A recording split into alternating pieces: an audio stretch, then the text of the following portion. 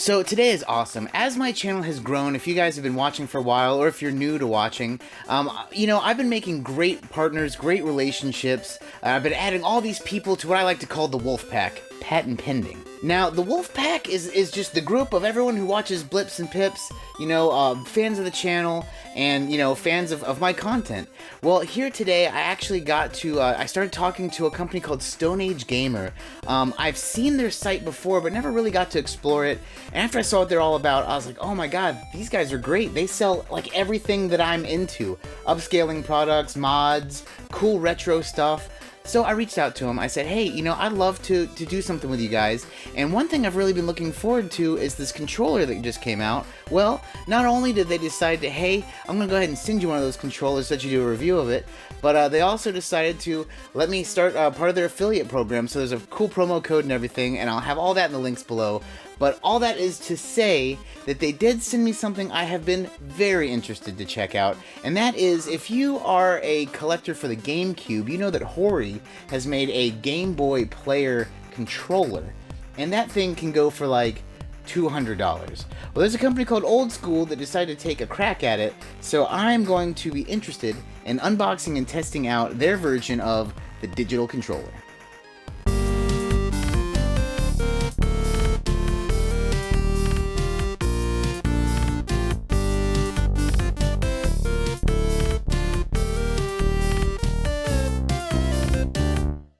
So before we get started, I do want to give another shout out to Stoneage Gamer. Like I said, they're not paying me for this review. In fact, they don't even make this controller. They're just like a storehouse, like a storefront. So they sell the cool stuff. But they did send me this for review, but all the views are my own. So we'll get into that later. But I want to thank them. Another cool thing, they sent me some neat stuff. They sent me this is their logo. They sent me a sticker, this really kind of badass magnet, an enamel pin. I guess they know I'm a big fan of enamel pins.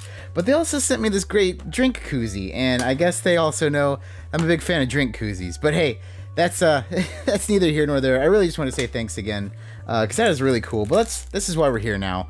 We're here to check out this controller. Like I said, the Hori one costs like $200, so this is not even close to that. So let's go ahead and open her up and kind of check it out. So obviously it's based on the Super Nintendo controller, if you don't know, and it was meant to plug into the Game Boy player for the GameCube. This thing is cool because it has a 10-foot cable. It does say that, of course, on the box. So from my couch, I will be able to comfortably play with this, and we'll test that out in a second. First thing I noticed, actually, is the weight is not very light. That's one of my big fears with third-party controllers, is like a light weight. It feels right. It feels like a Super Nintendo controller. Another thing that I have noticed just now is look at the profile. This isn't flat like a Super Nintendo controller. It kind of has these wings to it. So it actually feels a little bit more comfortable than normal. The buttons all feel pretty responsive.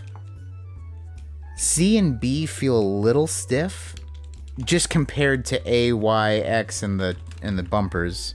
They, like I said, just feel a little stiff. Like they don't function any worse for wear. And Z is not a button that's used in. I don't even know how that's used in the Game Boy player. We'll figure that out in a second. The Start Select button feel just like the Super Nintendo. And then now, the last but not least, the D-pad. The D-pad feels a little stiff. I'm not gonna lie. And it might be because I'm used to the Super Nintendo controllers kind of having a little bit more play to it, and maybe it's because they're old and I've used them a bunch, but this is brand new out of the box, so maybe it just feels a little stiff. But regardless, let's now go pop in a game and test it out. I'm actually going to test it out with Mario Kart Super Circuit. I was looking through my Game Boy Advance games, and I was like, I mostly play RPGs on the Game Boy Advance, but there are some cool games that are a little different. One of my thoughts is my favorite game, probably series on the Game Boy Advance, was Battle Network, but all those are more menu based and there's movement. But this is, I think you're gonna get your mileage out of this controller. This or a platformer, and I didn't have any platformers that I feel like are super dope. So anyway, let's jump into some Mario Kart. Okay, so I've actually gotten my hand at trying this on one race, just to try to feel the controller out, and I'm not gonna lie, not that bad. The stiffness of the D-pad is a little bit jarring, especially in the race, in a racing game. But other than that, it's not bad at all. And so for a game like this, it works really well, what they have going on, because the shoulder buttons are real good. Like, I really like those. And so if you know anything about this version of Mario Kart, basically your right shoulder is your hop and your left shoulder is your items. So it actually ends up playing out pretty good if you don't boost straight into the ocean like I'm trying to do, because the buttons are so clicky. Now, well, they're not clicky, but responsive, I guess is the right word. I will say that this game does not really use the B button, so I might switch out to another game here in a second that maybe uses the B button a little more, and if I'm not driving over grass like a fool. But as you can tell here, you see how I'm kind of correcting myself a little bit. If you watch Yoshi, I kind of doing these little tap turns. That might be the game itself, like me having not played in a while, but I do feel like that's the safest way, with this D-pad feeling a little stiff, to kind of tighten up and get my myself straight. But other than that, I mean, obviously it's functionally good, because I just got first place. So I'm gonna try it with one more game, just because I didn't get to use the B button, and the other buttons feel really fine. In fact, I will say specifically for Mario Kart, and I imagine any kind of racing game, it's great because the A button, on a GameCube and this controller is so big, and that's what you're holding down for gas. It's fantastic. So let me go try maybe one more game, something that'll use the B button, and we'll really get to test out all the functionality. So I decided to go with Wario Land because it does use, gosh, I haven't played this in a while. It does use both buttons, one for dash, one for, oh god, I'm gonna die. One for dash and one for jump, of course. I can't fight the current. I'm gonna get hit by that thing. Ugh, yeah. Alright. Okay, we good. We are good now. So if I can, if I can jump up here, the current has caught me. Okay, got my life, got my power up. So you obviously you want to boost and roll your thumb over, and that does not feel bad. So that was one thing I was kind of concerned about when I grabbed this controller initially. Or when I grabbed this game and I got to thinking about it, and I was like, is it gonna work well? I'm not quite sure, because you do have to roll your thumb, just like a Super Nintendo controller. You gotta roll your thumb up over to get the dash, or right now, fire breath. But it does not feel bad at all. So hold B to run, just like you're used to doing. And ooh, I forgot you can. Fat boy. I forgot you could do that. So yeah, all in all, I think pretty dang good. Like I said, my one concern after playing Mario Kart and not getting to use it was the B button, because like I said, the B button felt stiff, and the B button felt stiff, but in reality, it seems like it is actually not that bad.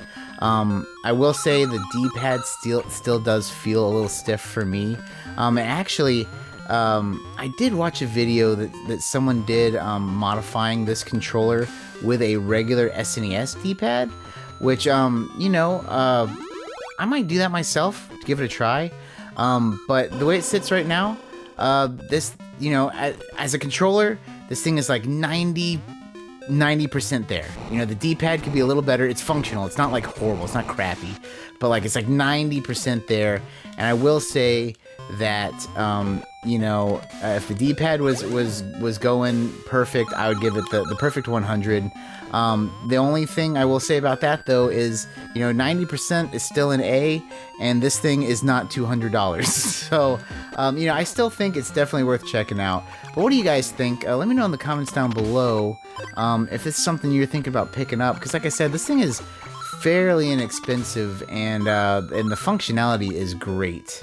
So, like I said, that's a very interesting controller. I like the grips. The D-pad could use a little work, but I mean, like I said earlier, the Hori controller is like $200, and I mean, you're not the average person, even I collect stupid crap.